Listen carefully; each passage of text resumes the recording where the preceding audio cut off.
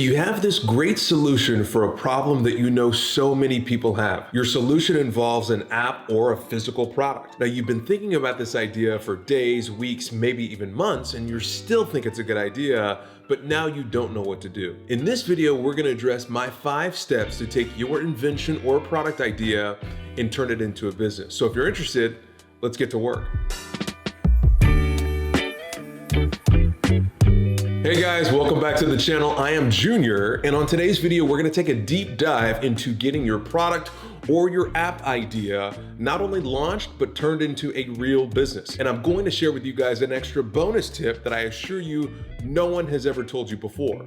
So let's jump right in. If your idea is for a real tangible product, you're going to want to simply get graph paper and draw out your design.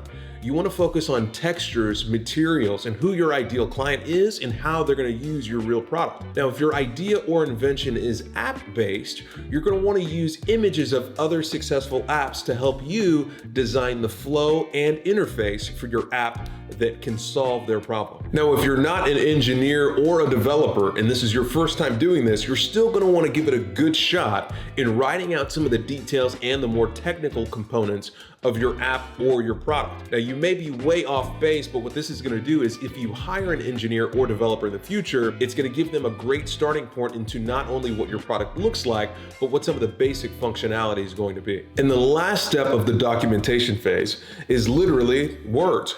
You're going to want to start writing the words and copy used to lure in your ideal customer. If your customer is an end user or a business, it's still going to take some convincing for them to use your product over the product they're already using. Even though it may be better, you're still going to have to identify how you're going to market to them and reel them in. So now you've identified and you've documented your idea. Step number 2 is simply research. And in this phase, it's crucial to try and talk yourself out of this idea. Let me explain. I know that sounds extremely crazy, but the idea is so many times new inventors are so enamored with their idea or their concept that they fail to do appropriate amount of research when it comes to the market, their competitors, and develop a plan to execute. I don't want that to be you, so I want you to have the mindset that in this research phase, it's important for you to try and talk yourself out of moving forward with this idea and invention. It's going to save you a lot of time, heartache, and money down the road. Let's imagine you don't follow this rule of thumb. You do a little bit of research, but you decide to move forward with your idea anyway. Now, after months and months of development and thousands of dollars, you find out that there's another competitor, maybe in another part of the country, that was a startup just like you. Now, you found out about them because they have this huge new press release, they just got funding, and they have your invention going after your ideal customer. Maybe you just wasted so much time, energy, and money, and now there's not an opportunity because being the first mover was crucial to your business plan. Now you'll be happy that you did all that research on the front end just to avoid that mistake. So it's important to keep that in mind. Now, there is good news. The good news is if you do all of this work and your idea is taken, congratulations, you just saved months of time and thousands of dollars. Now, the even better news is if you really take a deep dive into the market to see exactly who's there and what they're doing, and you still don't find anybody, well, that's great. Now you really have an opportunity. You've done all your research and you know more than ever that your idea or your product and invention is ready to go. So you've documented your idea and you've done your market research, and there's still an opportunity for your invention or your app. Step number 3 is applying for your patent. Now, not all businesses need to apply for a patent, but in this case and in this video, since we're specifically talking about hardware, real tangible products, and software-based applications, applying for a patent is absolutely going to be a crucial step. Now, the first thing you need to know about patents is that it takes a very excruciatingly long time, several months, and in most cases, years to achieve a patent. But the reason it's important to think about on the beginning of your business, not the end or not years later, is that the date of your application is when your patent will go into effect if you're successful. So let me rephrase.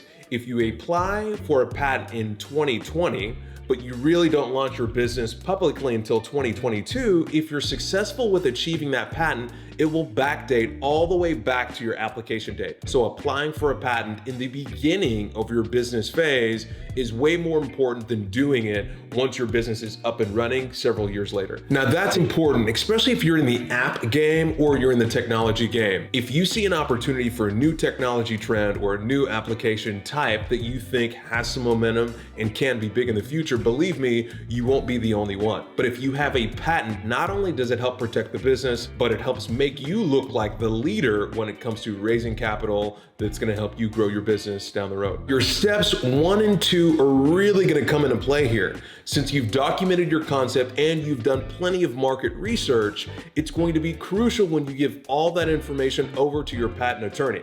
Now, I highly recommend you use a patent attorney who does this every single day to help you on your patent journey experience. It takes so long and their expertise will absolutely come into play. I'll leave a link to the attorney that I use to help me get 3 patents in the descriptions below. If you have more questions about patents or the topic just interests you, be sure to hit that notification bell because in a few weeks I'll be launching a new video titled My 10 Steps to Get a Patent that's going to give you even more information, and we're going to go into greater detail into how it can help you or your business get that incredibly valuable US patent. Okay guys, so now we're at step number 4, which is absolutely one of my most favorite steps, and that's creating your very first prototype.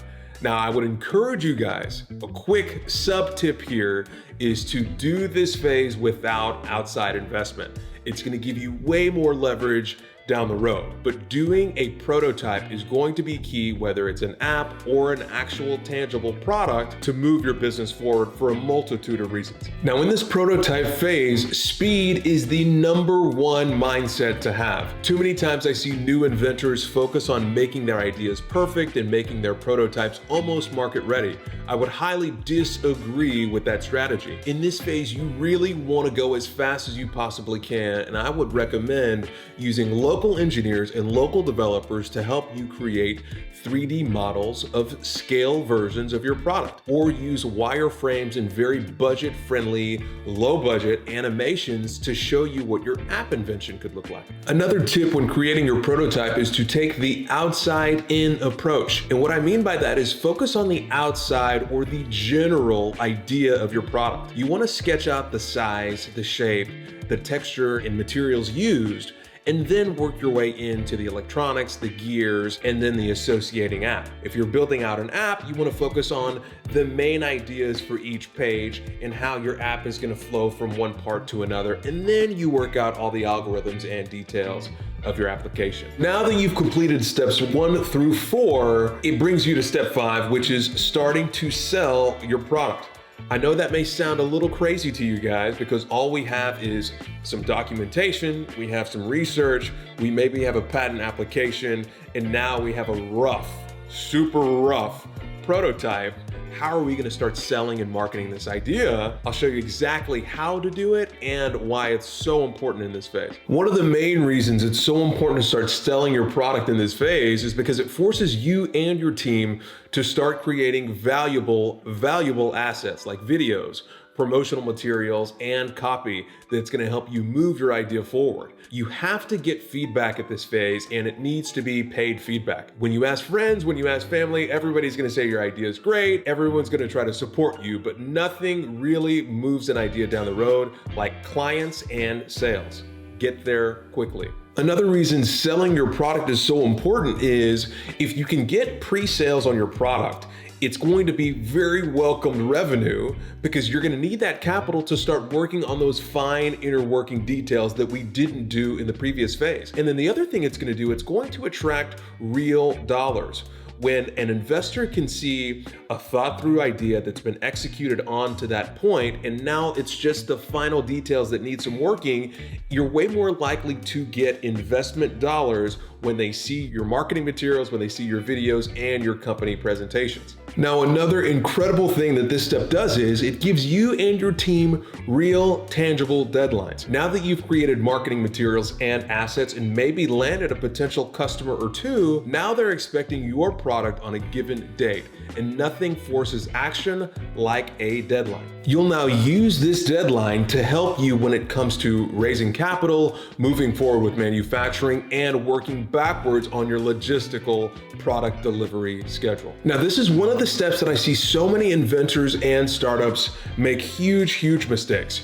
You try to create a product, you try to make it perfect, but nothing moves the company like potential sales and feedback. Feedback from friends or family doesn't necessarily count at this phase anymore. The real feedback you're looking for is, have I created a product that people want? And do they show they want that product by buying the product? If they're buying a product in advance that's not even created, then I assure you, if you could achieve this at scale, now you have a real potential for when that product's there, there's a big enough market that'll buy it when it's readily available. In this step, it's also crucial that you have a social following, or maybe a partner or investor to this point has a social following that you could tap. One of the best ways to get pre-sales on a product that doesn't exist is to use your social media following to promote your new product. Now, if you don't have a big social following, then I would recommend using a site like Kickstarter or Indiegogo to launch your project. But having your own website is going to give you even more and impactful data and